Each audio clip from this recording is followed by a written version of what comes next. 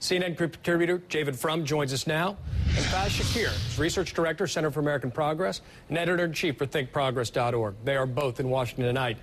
Gentlemen, well, the speech was called A Better America Begins Tonight, but it might as well have been called The General Election Begins Tomorrow. Let's take a quick listen to one soundbite. To all of the thousands of good and decent Americans I've met who want nothing more than a better chance, a fighting chance. To all of you, I have a simple message. Hold on a little longer. A better America begins tonight. It's still about the economy, and we're not stupid. Now, Faiz, that twisting of James Carville's immortal line had to make you wince, but one of the messages the speech threw out was that here's Mitt Romney riding to the rescue of those Americans who are still feeling squeezed in the Great Recession. Doesn't that message put Democrats on defense?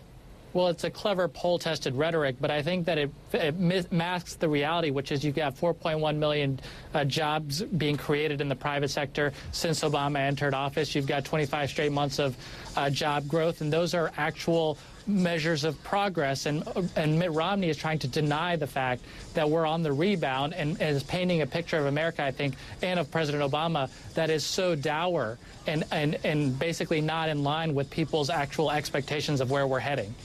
Interesting, interesting.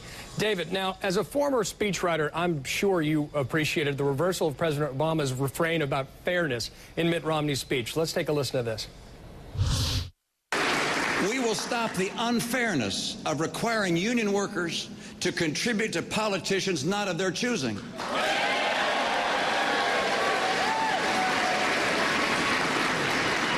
We will stop the unfairness of government workers getting better pay and benefits than the very taxpayers they serve.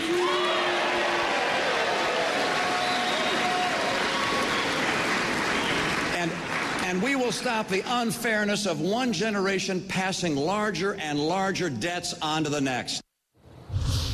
David, can this reframing of the fairness issue work for a general election audience?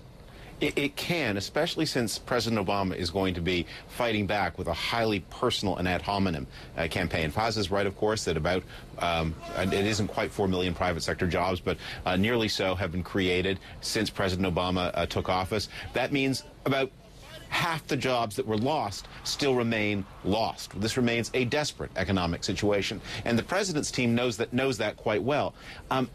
So we have here an issue map where the president's team is going to be attacking Mitt Romney in personal terms. He's too rich, he's too out of touch, whereas Mitt Romney is taking what is the president's second best point. The president would really like to be campaigning on the basis of a solid record. He can't do that. So his second best point is to say, I'm going to talk about fairness, I'm going to talk about justice, and Romney is, in this first general election speech, seizing that theme and turning it around in a way that is very powerful and showing he's not afraid of that language. Well, Faiz, now that the Republicans' primaries are over, and I'm sure you're a little sad about that, polls are tightening. And is it starting to dawn on Democrats that maybe they've been dangerously overconfident in recent months about this general election? Oh, I think there's no doubt it's going to be a tight race. The structure of the election is that it's going to be tight. The races are going to be very close in a number of battleground states, and so we shouldn't take it lightly. I would just say that, to David's point, there's now a battle of ideas that has been joined. And now Obama can say to the American public, even if you're a little disgruntled with me, look at the alternative and consider how much more terrible that would be. And I think that on the battle of ideas, you've got a candidate in Mitt Romney who continues to advocate that his core plan is to give tax cuts to the rich as the path out of the problems that we face. And that's just not going to ring true, I think, with the American people as the solution. David, final question. Looking at the returns tonight, no doubt a huge night for Mitt Romney, but Newt Gingrich still saying he's going to stay in. Ron Paul's still in. Newt was hoping for a big win in Delaware, failed to pull off that upset.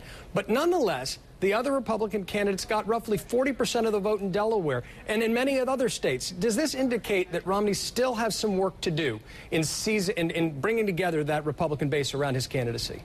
No, it does not, and he'll be making a terrible mistake if he thinks it is.